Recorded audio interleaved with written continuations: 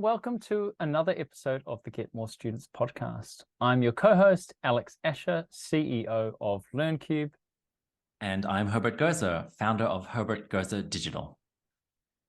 Now, we are at the start of 2023, and brace yourself, folks. This is going to be an exciting year for sure. It's going to be exciting for a number of reasons, but the particular reason we're excited about this year ahead is something that I think is starting to feature on your news feeds and is starting to be on the tips of tongues and conversations everywhere. It is the launch of a new artificial intelligence tool and chatbot called ChatGPT. And it's really, this podcast is about what is ChatGPT and why should education businesses and edupreneurs, teacherpreneurs, educators, why should we all care about this new AI? Exciting stuff, right, Herbert? Very exciting stuff. I mean, it's just, I think it launched in November of 22. So this is very new. And it is on the, especially in the digital marketing space, is on the tips of every tongue. And I think let's just talk about what ChatGPT is, get that kind of out of the way, and then we'll kind of go on about how this is becoming such a phenomenon and why people are excited about this. Because look, we've heard about AI before. This is just another tool, right? And let's talk about, hey, yes or no, about why it's different. So ChatGPT is a chatbot, and it's launched by a company called OpenAI. Now, the name, by the way, don't get that kind of confuse you. It's not an open.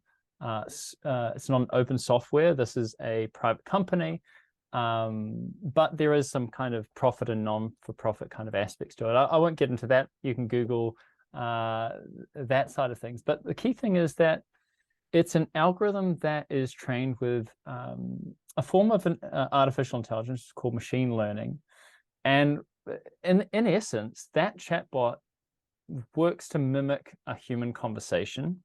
Again, not too dissimilar to what you might have tried before. And sometimes there are like support tools that are, that use chatbots. So again, for a lot of people listening, like, yeah, okay, I've heard of chatbots before. So what? You ask a question, you make a request, you have statements, whatever, and it kind of provides this kind of text response. Now, the big difference is that this is an incredibly versatile tool.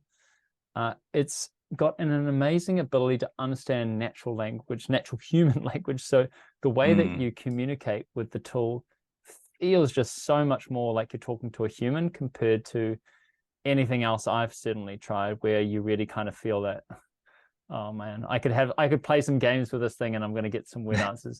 So those two things to begin with. But then the next aspect is it's this kind of comprehensive tool. And maybe you can kind of talk about that, Herbert. What is it about that versatility and comprehensiveness or cohesiveness that makes it quite exciting? Well, I think because its ability to understand basically any topic you throw at it. Really, to put it in layman's terms, with chatbots, we've all used them. If you're on, I don't know, say the Lufthansa website and you need to change your flight, then you do that. But if you would ask it, give me a 500-word summary on X topic, that's it. It'll stop. And with ChatGPT, kind of the possibilities are endless in terms of the topics, in terms of the type of questions and prompts you can ask it. And it's just absolutely phenomenal. And I can't wait to get into some of the use cases for education businesses and how they can leverage this new technology. Definitely. I think one of the key things that you hinted, but I want to make very explicit, is just how good the responses are. I think that's the aspect you really touched on, like, hey, it can do a bunch of things, but it does it, again, does it do it better than every human? No. And that's kind of what we're going to be going into. But it's remarkable how useful it can be and how fast it can do. Let's call it an average job. It can do an average job in seconds, where an average job can take hours or days. And that's the big difference. And that's the big it's about speed. changer. Yeah. So again, why do we care about this? And maybe we can kind of talk about, as you said, Herbert, maybe some examples on like trying to understand how this tool can be helpful for us. We talked about the quality being really important. And if the quality is good, it really has quite pronounced effects and implications on the world that we live in. We're going to talk a little bit about the impact on education, on work, and of course on marketing. So let's talk about that. Like, how could ChatGPT be used for, I don't know, for students and in education itself? Because this is, we're in the education business, and it could have a big impact on what we're teaching, right? Yeah, absolutely. It's a fantastic tool for research. So it's much more sophisticated than Google.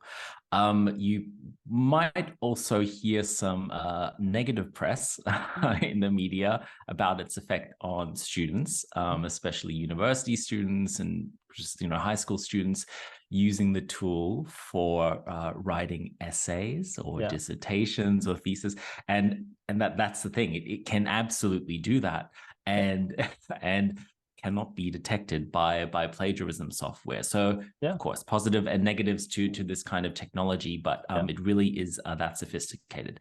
But for example, on the teacher's side, it can be used to help grade homework. You could tell ChatGPT, tell me every grammar rule that's been violated in this essay, and then you would copy paste the student's essay, and then it would basically mark the essay for you. I mean, and it will do it in 2 minutes rather than it could take 30 minutes for you to go through that essay. So that's the power it has, and that's just one example for a teacher, for example. I'm going to hold on there. I think you're just saying, like, if you haven't seen ChatGPT in action, you kind of don't understand how, like, the user interface and how that looks and how that works. So I'm just going to pull back your example a little bit for the listeners. So you basically just have a text box, and then there's a text box for the bot to respond to you. So let's go through that example there, Herbert. Let's say in Google, right? You can find information, you can do all of these things. You can possibly go to specific software tools to get certain jobs done. For example, actually, Google Translate is a good one, because we understand that idea of I copy and paste a bunch of text, and then the tool does a bunch of things for me in terms of translating that. So the example that you gave is you could copy and paste a whole bunch of text, like a big paragraph, into the text box.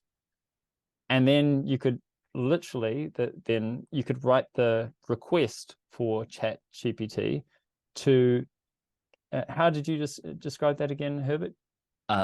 Tell me every grammar rule that has been violated in this essay, in this text, for example, and then you copy and paste the text.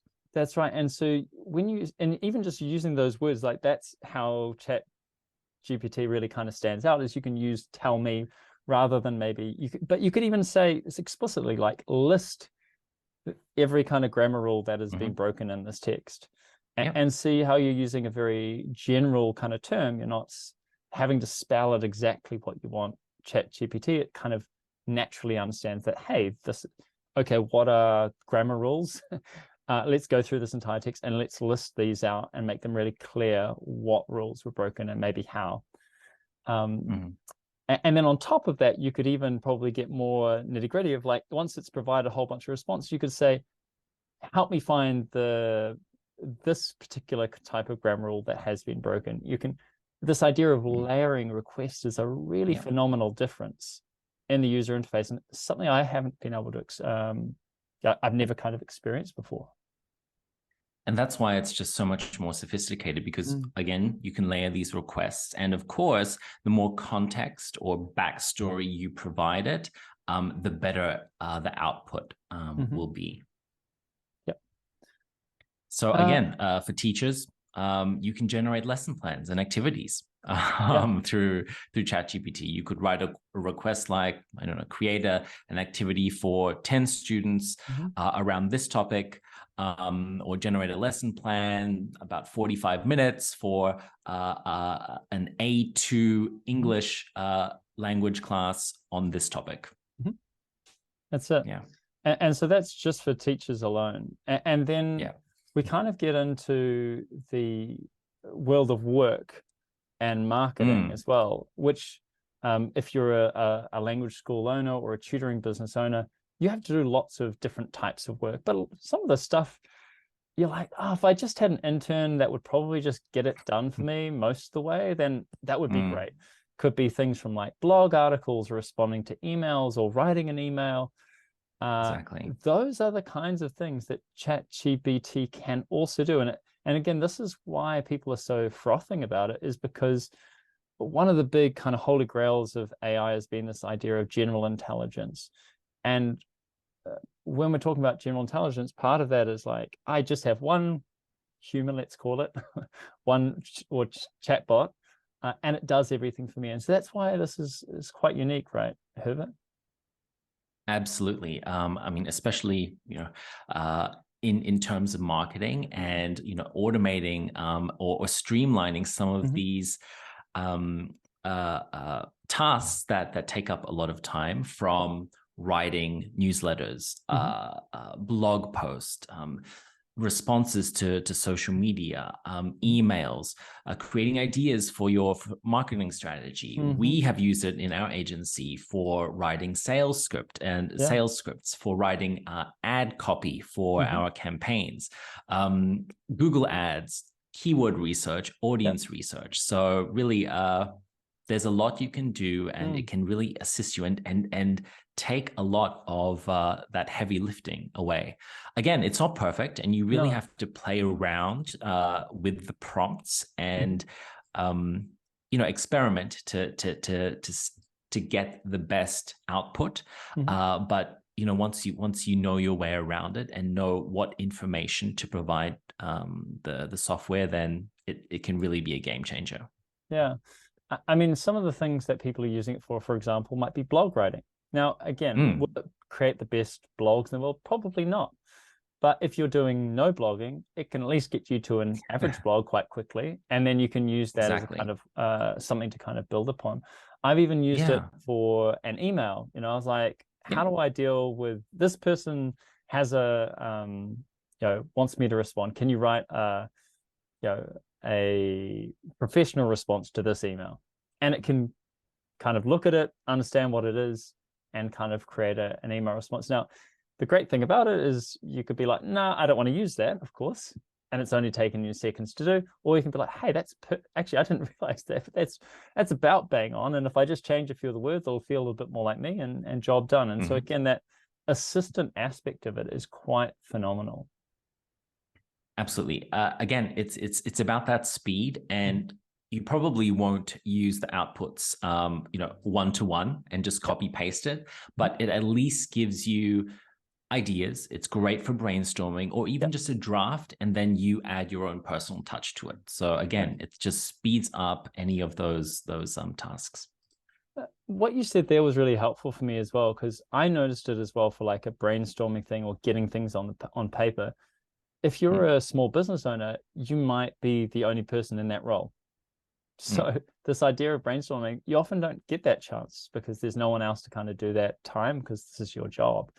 And so ChatGPT kind of can provide that kind of partner in a way of like, hey, come up with 30 ideas on this. And you look it through them and you're like, no, this isn't quite right. And then you can change the prompts is really important. Is you can then go, I liked what you said here, create another 20 ideas based on this idea. And you can just get better and better as you go. And not only is the chat bot helping you, but you're also training that chat bot as well to do a better job. And I think that's going to be a point we talk to later on, is like how this thing is only going to get better.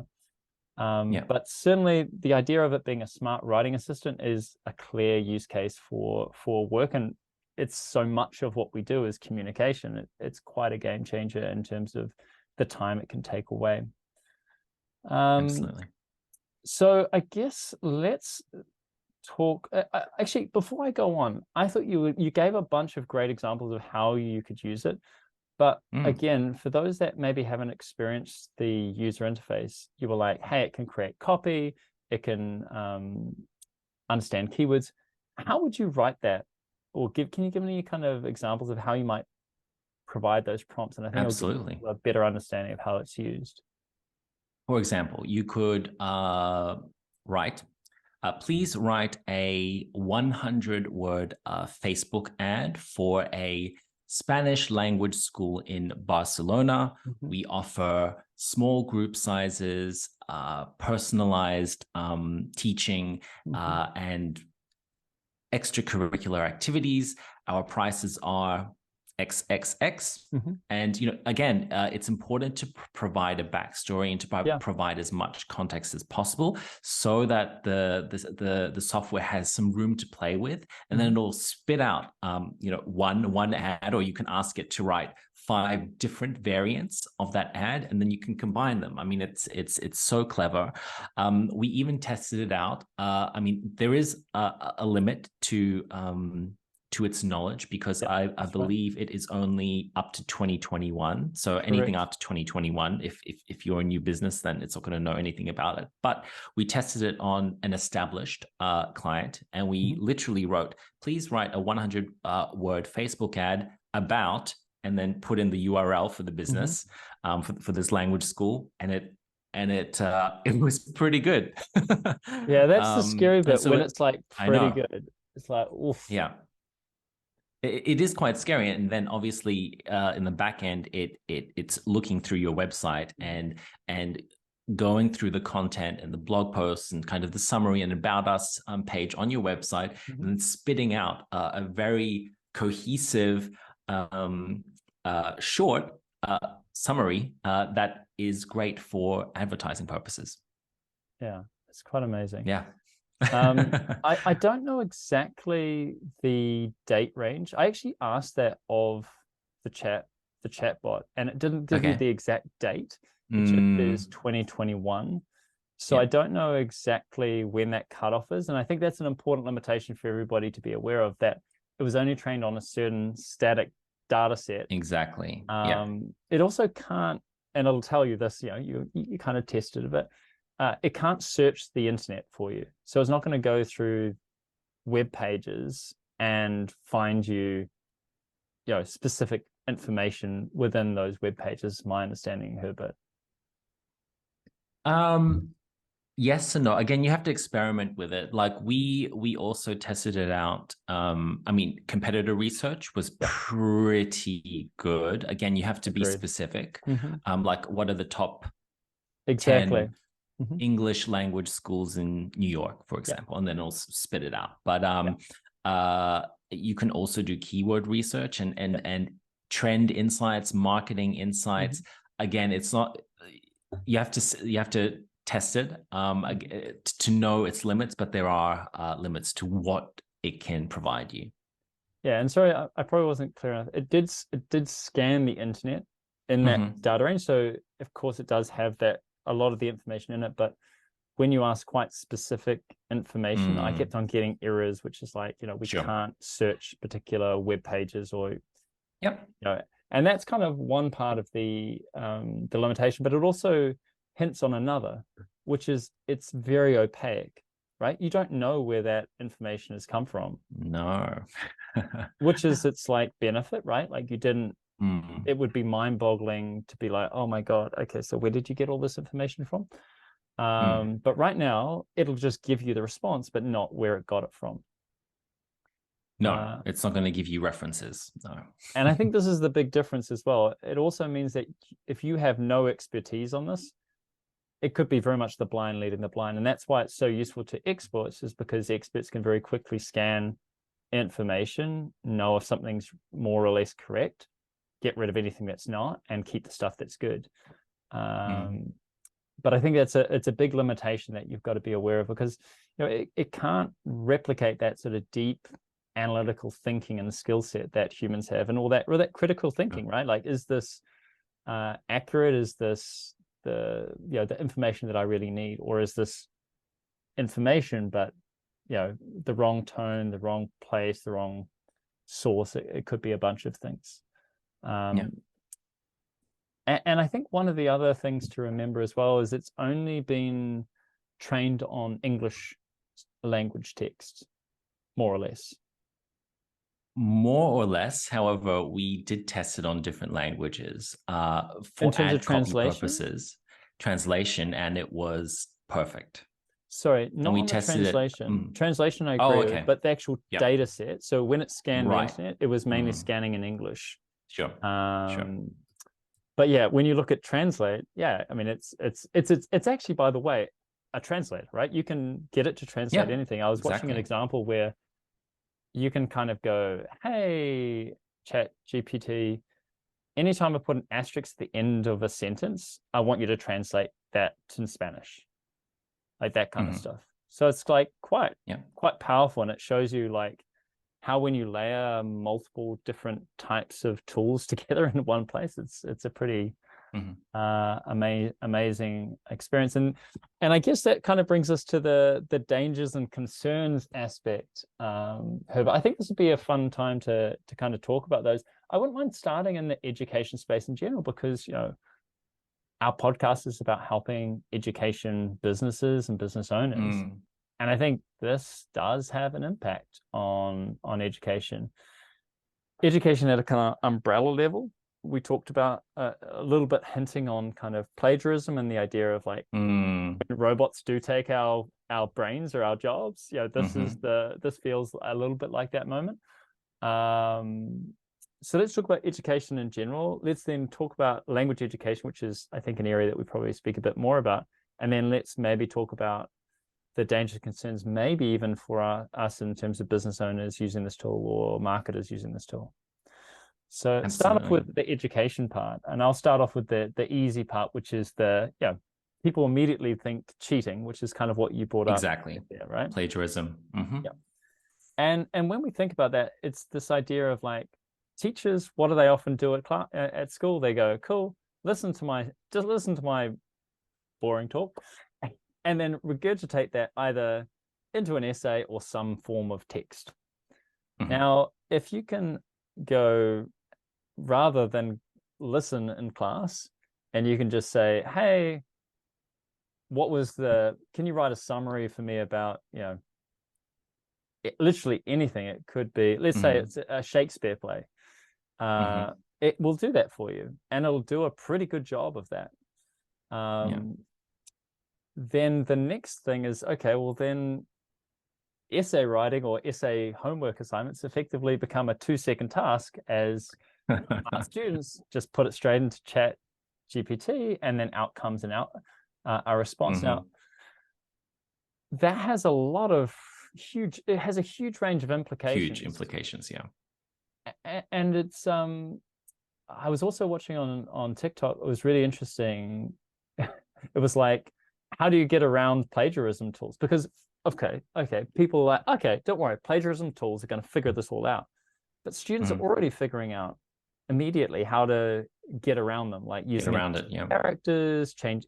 You can even just go, hey, GPT, do this, and then change every couple of words to X, Y, and Z, and it'll just scramble things to make it really difficult for plagiarism tools to kind of keep up.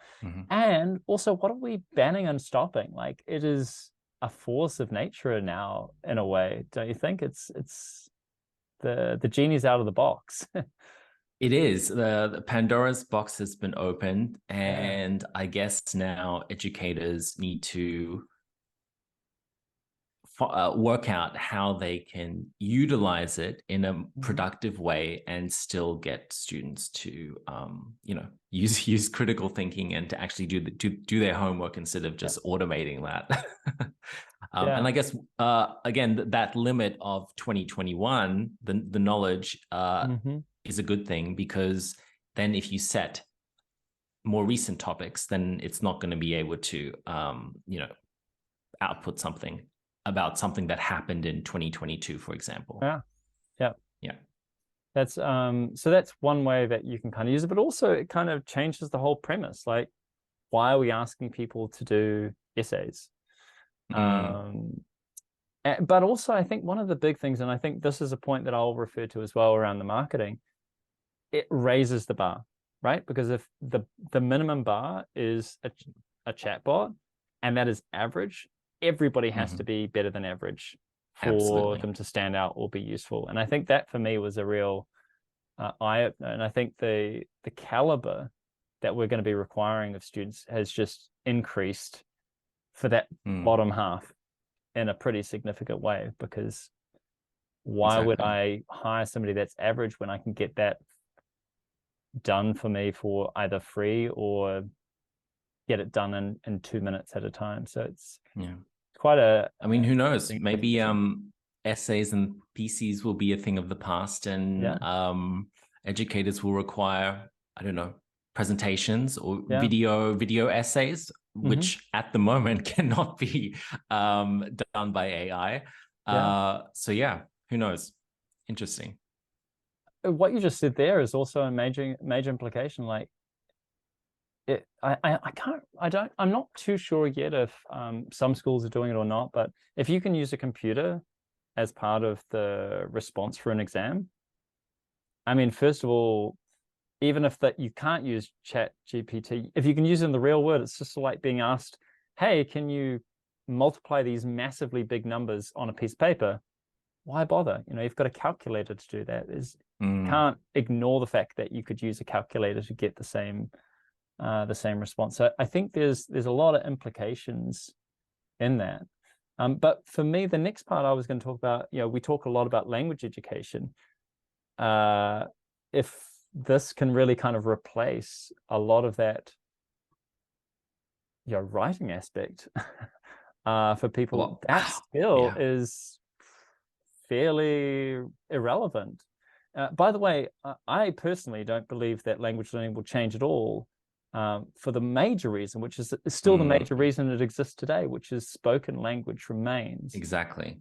The whole reason people learn a language is so that they can communicate and build a relationship with somebody. The fact that, you know, you can start writing emails that people can understand in their native tongue using ChatGPT is just it's an enabler, but it doesn't stop the language learning aspect, because at one stage you're going to have to talk to that person, or that's the kind of premise in almost all of the use cases. You'll chat to a real human, and that real human is going to want to talk to another human, not to a bot.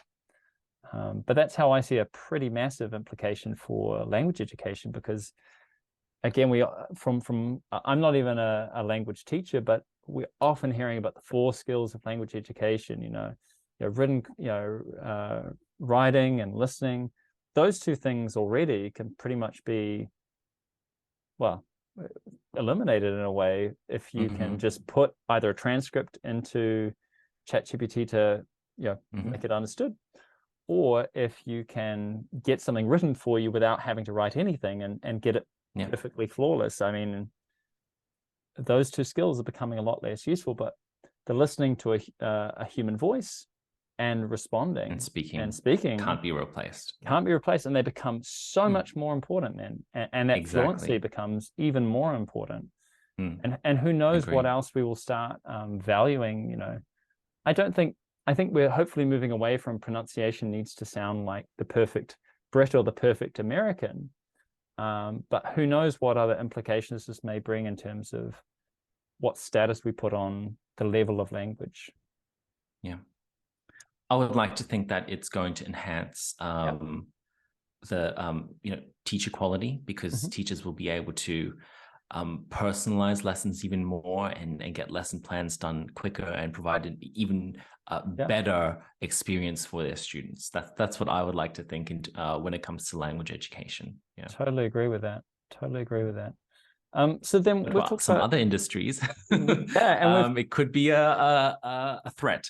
I think so. I think let's talk about the dangers of using it in the work context. Then we sort of talked about how it might impact teachers and educators. Let's talk now about how it can impact the work, and maybe and again that danger concern aspect. What do you think are the problems with people using it and relying on it for work? I mean, using it for work, again, I think it can enhance your workflow and just speed up a lot of those tasks that take up a lot of time.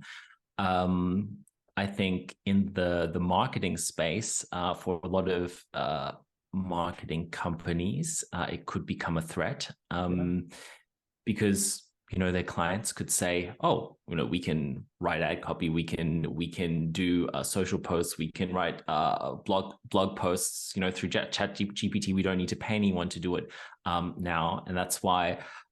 But I think it's a good thing, because the bar needs to be set higher now for companies like us, and we need more of a USP to be able to say, we are adopting AI and using it in our processes to provide an even better service.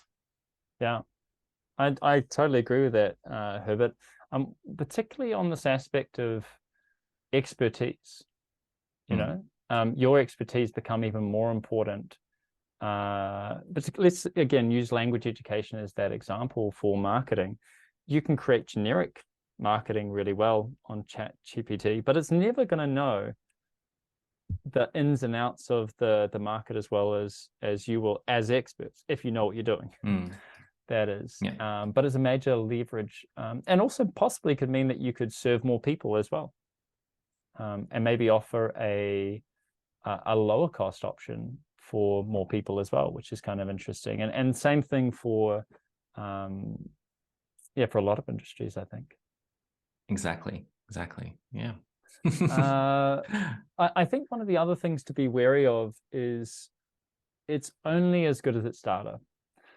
So we talked about the limitations of the data first. So if you rely on ChatGPT, and there'll be other versions of ChatGPT or paid versions, alternatives. I mean, there's going to be a whole new market for this for sure.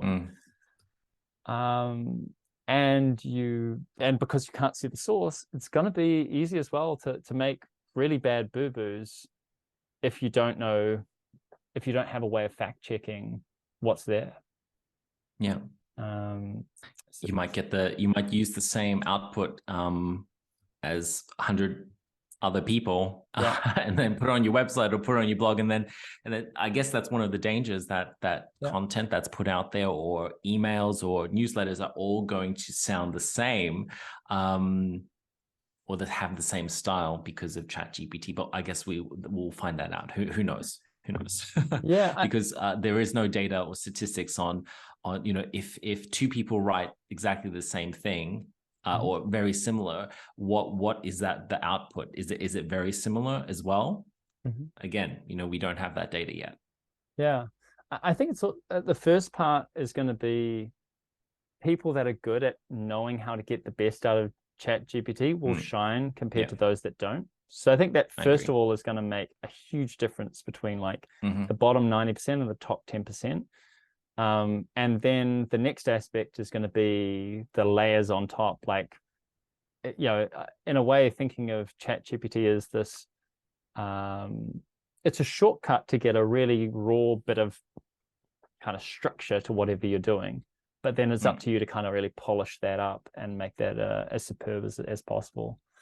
I'm going to talk a little bit about, I got a couple of tips actually on how, maybe how to kind of ask ChatGPT the right questions.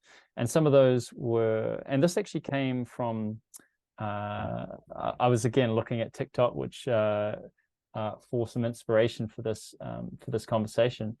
And I really like these tips because I was really think very carefully about your prompts. That was what I was talking about, because the prompts, what you put in, you will get out. I liked this kind of process. And the first process is telling ChatGPT what you want it to do. And the first way of saying that is, I want you to act as a, and because ChatGPT doesn't know what context it is yet. And so exactly, I want you to be acting like a teacher. I want you to act as a marketer. I want you to act as a colleague. For example, if you're writing an email to a colleague, whatever that might be. And then the second prompt is, I want you to do whatever it is. I want you to write whatever it is. You're kind of giving the high level instruction about what you want it to do.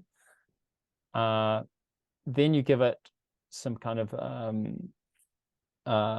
prompts on what you want it to do, and you'll say you will write an essay, you will summarize this thing for me, you will write this email, and then you could say my first request is, and put in the kind of details of what you want or the text that you're going to put in.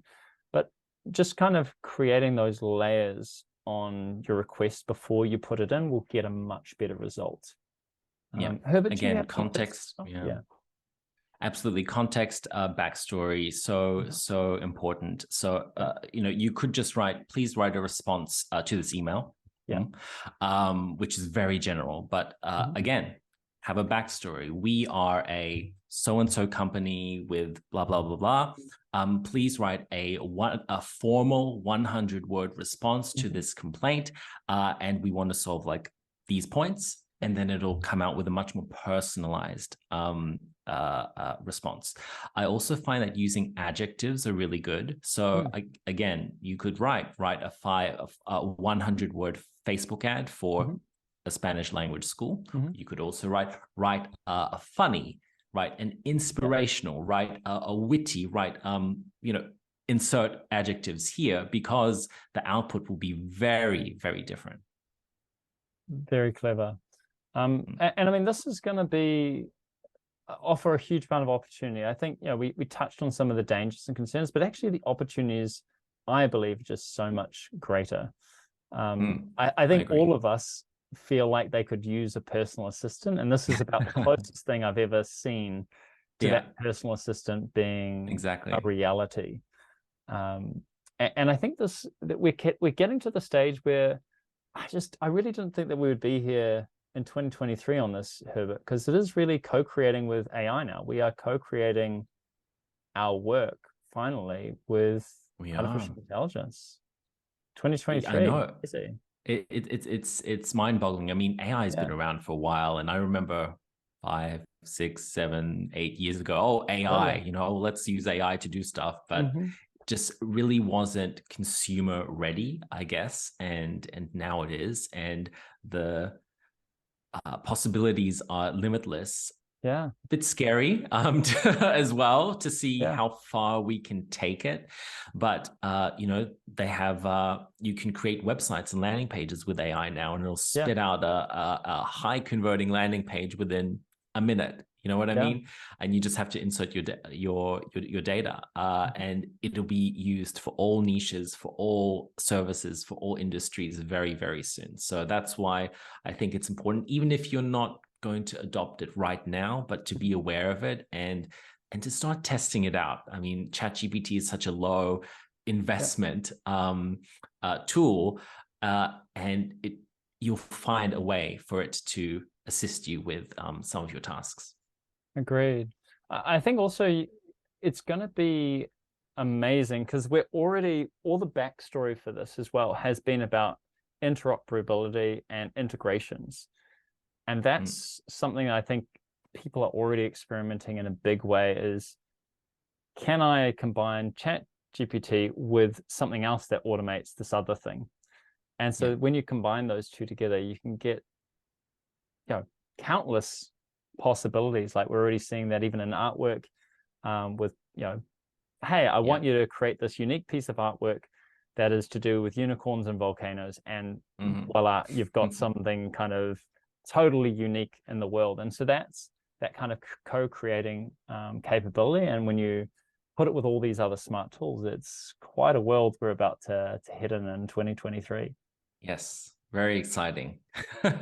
And the last point I would say, though, is to know that this is only going to get better.